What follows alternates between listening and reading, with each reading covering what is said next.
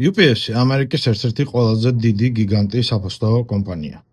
ალბათ ყველამ იცით, რომ ფინანსურ რჩევებს ვერ გაძლევთ, მაგრამ ხელს არაფერი მიშლის იმაში, რომ უკვე დასრულებული ტრეიდები განახოთ, რატო მივიღე ესა თუ ის გადაწყვეტილება და რას დავეყრდენი, სანამ ვიყიდიდი ან გავყიდიდი. შესაბამისად, მოდით ერთად გადავხედოთ და გაგიზიარებთ უბრალოდ ჩემს გამოცდილებას.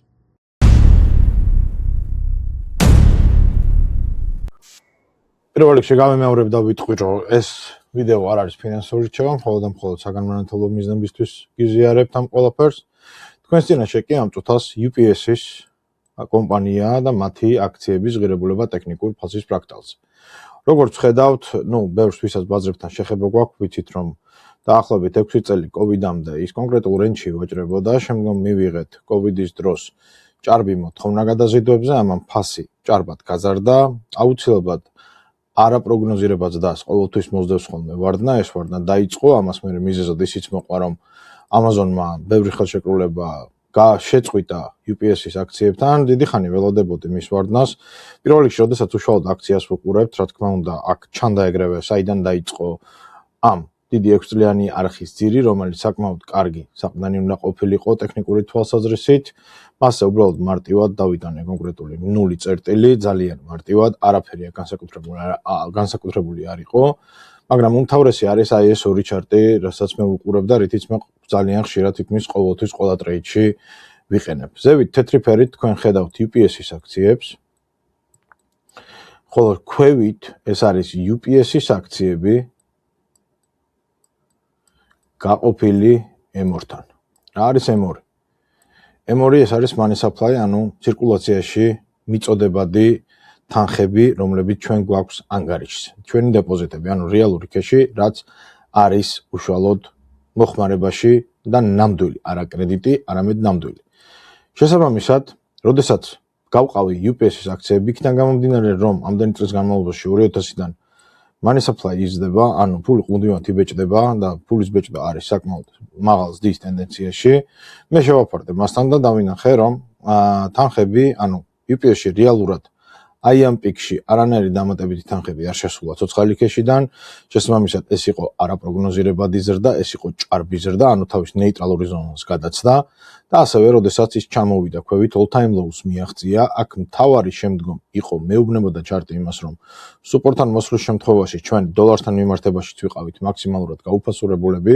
ეს მიუთითებდა იმაზე, რომ უკვე აქციის ფასი არ არის მხოლოდ და მხოლოდ გაუფასურება, ის თავის თვითღირებულებაზე გაცილებით იაფია დოლართან მიმართებაში. შესაბამისად, ეს ჩემთვის იყო ერთ-ერთი მთავარი სიგნალი, რაც მეუბნებოდა იმას, რომ ფასი ბალანსთან მიმართებაში არის გაუფასურებული და ჩემი ტრეიდის დრო იყო. შემდგომ უკვე ძალიან მარტივად ტექნიკური თვალსაზრისით, ძალიან ჩვეულებრივ ჩანს, ხედავთ, მე იცით, რომ არანაირ ფერებს, არაფერს განსაკუთრებულს არ ვიყენებ ჩვეულებრივ სანთლებს, ყველა ერთი ფერის, არ მაინტერესებს არაფერი. მხოლოდ და მხოლოდ ვუყურებ თითოეულ სანთელს, მათი დახურვის წერტილს, გახსნის წერტილს, ფასის მოძრაობის ცვლილებას და მოცულობას. მოცულობები არის ჩემი აზრით ერთადერთი, რომელიც არის ნამდვილი, არის პირდაპირი და არ არის არანაირად დაგვიანებული, მას ჩვენ ცოცხლად ხედავთ. როდესაც ჩვენ ხედავთ თითოეული მოძრაობის დროს, თითოეული აი ამ გამჭოლი მოძრაობის დროს down trend-ში, ხედავთ, რომ თითოეული ამ მოძრაობის დროს იზრდება მოთხოვნა კონკრეტული აი ამ დიდი ვარდნის შემდგომ, ანუ ვიღაცა ფასს ხელოვნურად აჩერებდა. შესაბამისად, ბოლო ვარდნას, როდესაც პატარა მოძრაობებით მოყვა და დღიურ time frame-ში ეს ძალიან კარგად ჩანს, შემიძლია გადაგიყვანოთ და დაგანახოთ, როდესაც აი აქ აგროვებდა ფასი, მე ამ სუპორტს წინასწარ ველოდებოდი და მზად ვიყავი საყიდელი ზონიდან ამოყიდვისთვის. პირველადი შესყიდვა დავიწყე დაახლოებით $84-ზე და მეორადი შესყიდვა, ანუ ორი შესყიდვით საბოლოო ჯამში აი ამ სუპორტში მოვახდინე დაახლოებით 2800 აქციის აკუმულირება. შესაბამისად, ავიღე ეს ძირი, შესაბამისი რისკით, რა თქმა უნდა, დღეისათვის ეს ტრეიდი უკვე დასრულებულია, იქიდან გამომდინარე, რომ ფასმა განიცადა კიდევაც მზარდი მოძრაობა.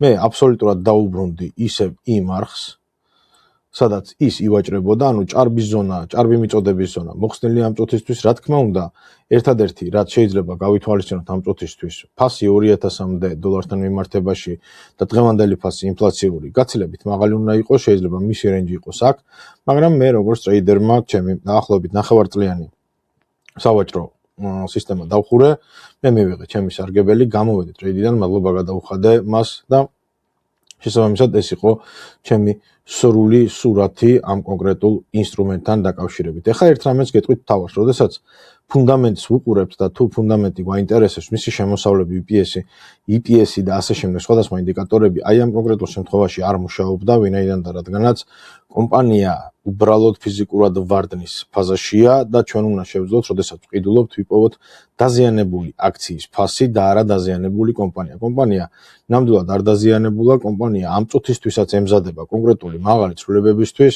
მაგრამ როდესაც თქვენ ამას გაიგებთ, შეიძლება ფასი უკვე აქ იყოს სადღაცა და მერეც გააგრძელოს და ეს უკვე არავინ არ ვიცით, მაგრამ გეტყვით, რომ EPS-ი ბოლო 24 წლიდან 24-ში, 25-ში, 26-ში უკვე გადმოვედით, მაქსიმალურად ყიდულობს ამერიკის სხვადასხვა მიმართულებით, სხვადასხვა შენობებს და რისთვის ჯერჯერობით ჩვენ ეს არ ვიცით.